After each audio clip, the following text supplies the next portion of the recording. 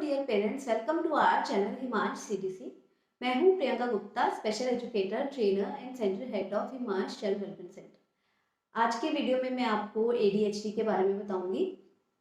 आज हम जिन टॉपिक्स को कवर करेंगे उसमें सबसे पहले for what ADHD stand for, what is ADHD, what are the types of ADHD, what are the common symptoms of ADHD, and also if parent find their child may have ADHD then what they have to do।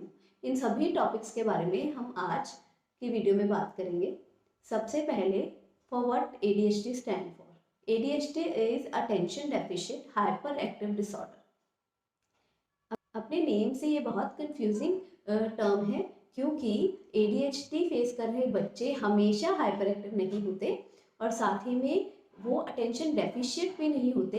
It is just regulating their attention is difficult. किसी भी चीज़ में पूरा focus देना उनके लिए बहुत मुश्किल task है। Now what is ADHD? ADHD एक न्यूरो डेवलपमेंटल डिसऑर्डर है जिसमें विजिबल डिफरेंसेस दिखाई देते हैं between the child brain development and brain activities, जिसकी वजह से उनकी attention, emotional regulation and self control पर बहुत इफेक्ट पड़ता है। Now what are the types of ADHD? ADHD हमारे पास 3 टाइप्स के होते हैं।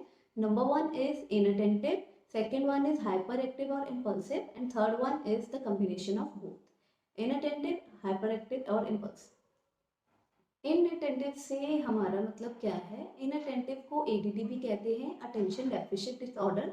इसमें बच्चा बहुत ज़्यादा एक्टिव नहीं होता, ही इज़ वेरी अनफोकस्ड। उसे किसी भी चीज़ में फोकस करने में बहुत प्रॉब्लम आती है। किसी भी काम से, किसी भी एक्टिविटी में वो बहुत ही जल्दी बोर हो जाते हैं। अपनी क्लास को या किसी रनिंग एक्टिविटी को डिस्टर्ब नहीं करता, जिसकी वजह से इसके सिम्टम्स को नोटिस करना बहुत डिफ़िकल्ट हो जाता है और पेरेंट्स इनके सिम्टम्स को अपने बच्चों में आइडेंटिफाई नहीं कर पाते। The second one is hyper active और इम्पल्सिव। इसमें बच्चा ऐसा लगता है कंटिन्यूसली किसी मोशन में है, वो टिक कर नहीं बैठ सकता। उसके लिए एक जगह पर टिक कर बैठना भी बहुत मुश्किल काम होता है। उनकी इम्पल्सिविटी की वजह से वो कुछ भी करने या कुछ भी बोलने से पहले सोचते नहीं हैं। फॉर एग्ज़ाम्पल, उनसे अगर कोई क्वेश्चन पूछा जाता है तो वो पूरा क्वेश्चन कंप्लीट हुए बिना ही बीच में आपको इंटरप्ट करेंगे, बीच में ही कूद पड़ेंगे और अपना आंसर स्टार्ट कर देंगे। वो कई बार इनअप्रोप्रिएट कमेंट्स भी दे देते हैं और साथ ही में अगर उन्हें कोई चीज़ चाहिए और वो सड़क पर खड़े हैं तो बिना इधर उधर देखे ही उस चीज़ की तरफ दौड़ पड़ेंगे। इन शॉर्ट, कुछ भी करने से पहले उनके लिए सोचना बहुत ही मुश्किल काम है। साथ ही में अगर वो कोई गेम या कोई एक्टिविटी खेल रहे हैं तो उसमें उनके लिए अपनी टर्न का वेट करना बहुत मुश्किल है। वो आपको बीच में ही डिस्टर्ब कर देंगे, बीच में ही बिना अपनी टर्न का वेट किए कूद जाएंगे। अगर उन्हें किसी बच्चे का टॉय बहुत पसंद है तो वो उसे खींच लेंगे, उससे छीन लेंगे, और अगर वो अपसेट हैं तो वो अपने साथ खेल रहे बच्चों को हिट भी कर सकते हैं। इसलिए हाइपर एक्टिव और इम्पल्सिव ADHD केस में बच्चों के लिए फ्रेंड्स बनाना भी एक बहुत ही डिफ़िकल्ट टास्क है। Third one is the combination of both, जिसमें दोनों के सिम्टम्स दिखाई देते हैं। अब मैं आपको ADHD के कॉमन सिम्टम्स के बारे में बताऊंगी, जिनसे हम ये अंदेशा लगा सकते हैं कि शायद हमारे बच्चों में ये प्रॉब्लम हो सकती है। Number 1 is they are in constant motion. वो लगातार किसी मोशन में रहेंगे। अगर उन्हें एक जगह बिठा भी दिया जाए, उनके पास कुछ भी नहीं है, तब भी वो अपने हाथ और पैर से किसी न किसी तरह की आवाज़ निकालते रहेंगे। ऐसा लगता है जैसे हमने कोई मशीन स्टार्ट करके छोड़ दी है। They are highly active. एक जगह पर टिक के बैठना उनके लिए बहुत ही मुश्किल काम है। They are very impulsive. बिना सोचे समझे वो रिएक्ट करते हैं, बिना सोचे समझे वो कुछ भी बोल देते हैं। They are very disorganised. अपनी चीज़ों को कैसे भी रख देते हैं, अपनी चीज़ों को रख कर भूल जाते हैं। ये प्रॉब्लम भी बच्चों को बहुत ज़्यादा होती है। स्कूल में जा रहे हैं तो कभी अपना पेंसिल बॉक्स भूल आएंगे, कभी अपना लंच बॉक्स भूल आएंगे, कभी अपना नोटबुक भूल आएंगे। कहीं भी वो उनके लिए अपने पर्सनल बिलोंगिंग्स को संभाल के रखना, उनका ध्यान रखना भी एक बहुत मुश्किल टास्क है। वो अपनी चीज़ों को कहीं पर भी रख कर भूल जाते हैं। कोई भी काम कर रहे हैं एक जगह टिककर बैठना उनके लिए मुश्किल है ही साथ वो कोई भी काम कर रहे हैं और बाहर ज़रा सा भी साउंड, ज़रा सी भी हलचल उन्हें उस काम से डिस्ट्रैक्ट करने के लिए काफ़ी है। फोकस के साथ काम करने में उन्हें दिक्कत आती है। कई बार वो बहुत ज़्यादा बातें करते हैं और साथ ही साथ अपने काम को कंप्लीट भी नहीं करते हैं और दूसरे काम को स्विच कर देते हैं। बार बार एक से दूसरे काम में स्विच करना और अपने पहले काम को कंप्लीट ना करना भी उनमें का बहुत ही कॉमन सिम्टम है। पर इन सभी सिम्टम्स के साथ हम ये नहीं कह सकते कि हमारे बच्चे को कन्फर्म्ड एडीएचडी है। इसके साथ और भी कुछ इम्पॉर्टेंट फैक्ट्स हैं जिनको हमें कंसीडर करना है और अगर वो फैक्ट्स भी हमारे बच्चे के केस में ट्रू हैं तभी हमें वरी करने की ज़रूरत है और किसी प्रोफेशनल हेल्प के लिए जाने की ज़रूरत है। नॉर्मली पेरेंट्स का क्वेश्चन होता है नॉर्मल बच्चों में भी ये बिहेवियर प्रॉब्लम्स आती हैं तो हमें कैसे मालूम पड़ेगा कि हमारे बच्चे को एडीएचडी हो सकता है। हमारा बच्चा में और नॉर्मल बच्चों के बिहेवियर प्रॉब्लम्स में डिफरेंस के बारे में हम कैसे पता कर सकते हैं। सबसे पहले एडीएचडी के सिम्टम 3 to 4 ईयर्स की एज के बाद हमें जनरली शो होते हैं और इसका डायग्नोस भी मोस्टली ज़्यादातर केसेस में 6 ईयर्स के बाद ही होता है। बहुत रेयर केसेस में ही इसका डायग्नोस 6 ईयर से पहले किया जाता है।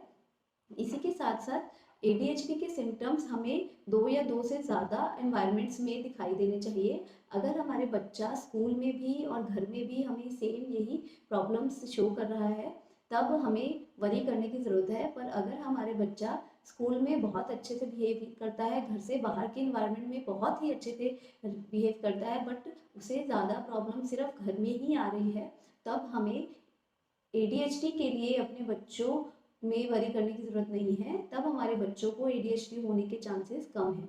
साथ ही साथ एडीएचडी में बच्चों में ये सारे बिहेवियर प्रॉब्लम्स कम से कम 6 मंथ्स तक हमें कंटिन्यूसली दिखाई देनी चाहिए।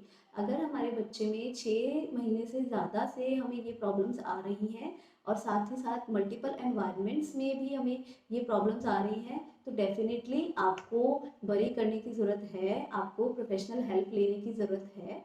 पर अगर आपका बच्चा कभी कभी इस तरह का बिहेवियर शो करता है तो हमें घबराने की ज़रूरत नहीं है। तब हमारे बच्चे में एडीएचडी होने के चांसेस बहुत ही ज़्यादा कम है। अगर अब आपको लगता है कि शायद आपके बच्चे को भी एडीएचडी होने के चांसेस हैं, उसे भी शायद ये प्रॉब्लम है, तो आपको क्या करना चाहिए? सबसे पहले जिन बच्चों में हमें एडीएचडी होने के चांसेस लगते हैं उनका असेसमेंट हमें किसी सर्टिफाइड प्रोफेशनल से ही करवाना चाहिए क्योंकि एज एन पेरेंट्स हमारे लिए नॉर्मल बिहेवियर्स और एडीएचडी के सिम्टम्स में डिफरेंस कर पाना बहुत ही मुश्किल होता है। इसके लिए आप psychologist, psychiatrist, physicians, clinical social worker, developmental paediatrician इनमें से किसी के पास भी जा सकते हैं, उनकी हेल्प ले सकते हैं।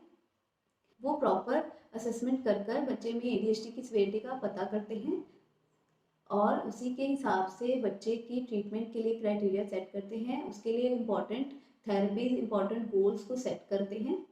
बहुत बार एडीएचडी के सिम्टम्स को और डेवलपमेंटल डिसऑर्डर्स के साथ मिक्स कर दिया जाता है लाइक लर्निंग डिसेबिलिटी, ऑटिज्म और भी अदर इमोशनल प्रॉब्लम्स जिनके साथ हम एडीएचडी को मिक्स कर देते हैं।